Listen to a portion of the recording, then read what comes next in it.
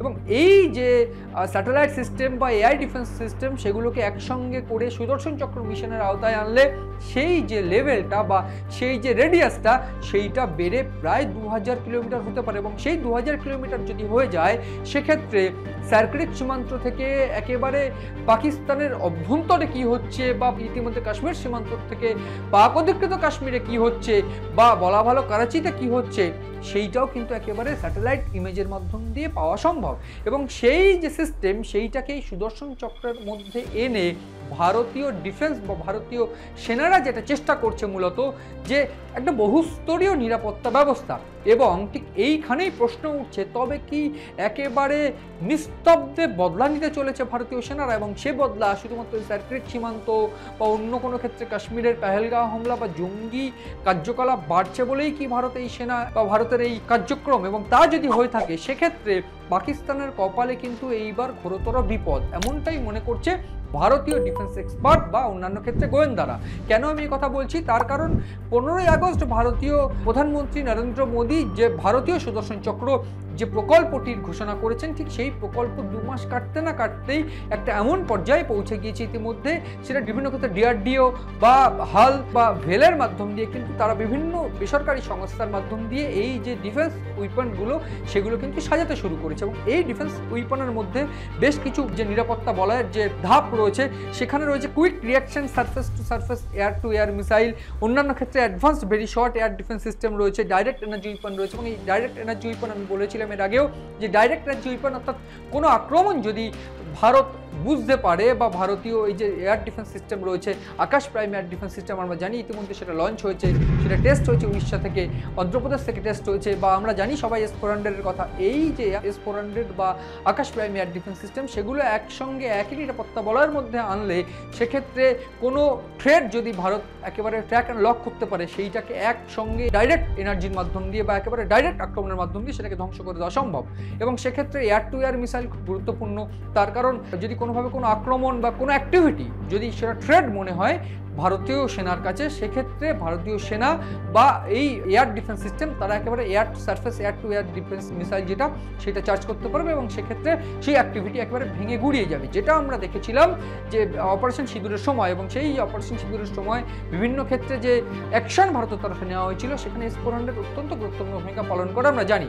এছাড়া রাশিয়া অর্থাৎ মস্কোর যে ভূমিকা, সেই মস্কো এবং ভারত মূলত তারা একসঙ্গে মিলে এই যে সামরিক কার্যক্রম ভারতে চালাচ্ছে সেইটা কিন্তু আমেরিকার জন্য চিন্তার। তার কারণ ভারত এবং ইতিমধ্যে আমরা জানি ভারত সামরিক ব্যবসাও শুরু করতে চলেছে, 96টি দেশ ভারতের সঙ্গে যোগাযোগ করছে এই সমস্ত ক্ষেত্রে। স্টেলথ ফাইটার জেট আমরা সবাই জানি আমকা বা অন্যান্য ক্ষেত্রে তেজাস, এই দুটো ফাইটার জেটকে স্টেলথ ফাইটার জেট হিসাবে করা হচ্ছে সুকুয়ের সোর্স কোড নিয়ে, যেটা ইতিমধ্যে মস্কো ভারতকে দিয়েছে। এবং সেই সোর্স কোডের মাধ্যম দিয়ে যে স্টেলথ ফাইটার জেট তৈরি হচ্ছে বা হাইপারসনিক সুপারসনিক যে ফাইটার জেট তৈরি হচ্ছে সেইটা কিন্তু ভারত ইতিমধ্যে সামরিক ক্ষেত্রে ব্যবসা করবে এবং সেইটা কিন্তু আমেরিকার জন্য চিন্তার। তার কারণ তাদের সামরিক ব্যবসা এবার চোট পেতে পারে এবং সেক্ষেত্রে মস্কোর ভূমিকা থাকবে। মস্কো ইতিমধ্যে সোর্স কোড যেগুলো ভারতকে দিচ্ছে, হাল বা ডিআরডিও তারা সেগুলো তৈরি করছে এবং ইঞ্জিনের ক্ষেত্রে জাপানও কিন্তু ভারতকে সাহায্য করছে।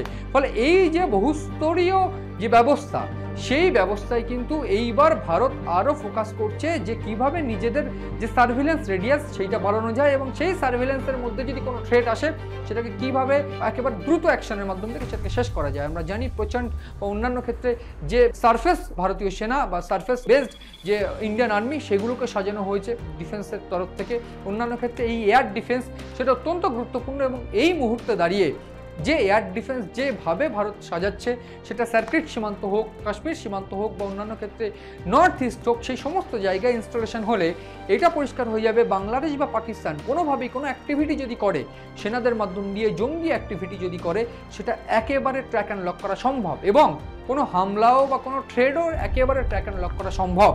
এই যে এয়ার ডিফেন্স সিস্টেমকে সাজানো বা অন্যান্য ক্ষেত্রে ভারত যে মিসাইল সিস্টেমকে সাজাচ্ছে, আমি এর আগেও বলেছি অগ্নি 5 টেস্ট হয়েছে, অগ্নি 5-এর সফল উৎক্ষেপণ হয়েছে, অগ্নি 5 হাইপারসনিক যে ক্রুজ মিসাইল।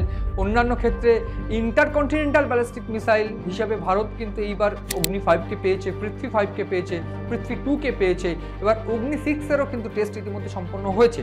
ফলে সেই জায়গায় দাঁড়িয়ে ভারত কিন্তু নিজেদের নৌসেনা, বায়ুসেনা এবং ভারতীয় সেনা, মূলত সারফেস বেস যে সেনা, সেই সমস্ত তিনটে সেনাকে একেবারে এক জায়গায় এনে এই অপারেশন করতে পারে, বা কী অপারেশন করতে পারে সেটা অবশ্যই একটা প্রশ্নের বিষয়। এবং মিশন সুদর্শন চক্র, সেই মিশন সুদর্শন চক্রের মাধ্যম দিয়ে এই তিনটে লেয়ারকে একসঙ্গে এনে বিভিন্ন উইপন সিস্টেম, বিভিন্ন সার্ভিলেন্স সিস্টেম, সেই সমস্ত সিস্টেমকে এক জায়গায় এনে যে বহুস্তরীয় নিরাপত্তা ব্যবস্থা নিশ্চিত করতে চাইছে ভারত, ঠিক সেই বহুস্তরীয় নিরাপত্তার মাধ্যম দিয়ে এটাও করা সম্ভব যে কোনো অপারেশন কিন্তু যে কোনো মুহূর্তে করা সম্ভব। এবং যেইটা ইতিমধ্যে একেবারে হিন্টস দিয়েছিলেন রাজনাথ সিং, অনিল চৌহান বা উপেন্দ্র দ্বিবেদী, তারা শুধু হিন্টস নয়, তারা যে হুঁশিয়ারি পাকিস্তানকে দিয়েছিলেন তা কি খুব সম্ভবত বাস্তব হতে চলেছে। এবং সেটা যদি বাস্তব হয় সেক্ষেত্রে পাকিস্তানের কপালে ঘোরতর বিপদ। তার কারণ একটাই, ভারতীয় এয়ার ডিফেন্স সিস্টেম এবং যে এয়ার সার্ভিলেন্স সিস্টেম সেটা আরও উন্নত হয়ে উঠছে। এবং সেইখানেই কোনো হামলা যদি প্রত্যাঘাত করতে চায় পাকিস্তান বা পাল্টা হামলা করতে চায়, সেটা নিমিষে ধ্বংস হয়ে যাবে। সেইটার অন্যতম যে কার্যক্রম, সেইটার জন্যই মিশন সুদর্শন চক্র এই মুহূর্তে অ্যাক্টিভ এবং সুপার অ্যাক্টিভ। সব মিলিয়ে এই যে আশঙ্কার কথা আমি বললাম, বা রীতিমতো বলা ভালো যে প্রত্যাঘাত স্বরূপ বা অপারেশন স্বরূপ কোনো অ্যাকশন যদি ভারতীয় সেনা নেয়, সেক্ষেত্রে পাকিস্তানের কী অবস্থা হবে সেটা কিন্তু গুরুতর অবস্থা হবে, এবং সেটা একেবারে পরিষ্কার। সেদিকে নজর রয়েছে আমাদের, নজর রাখুন আপনারা।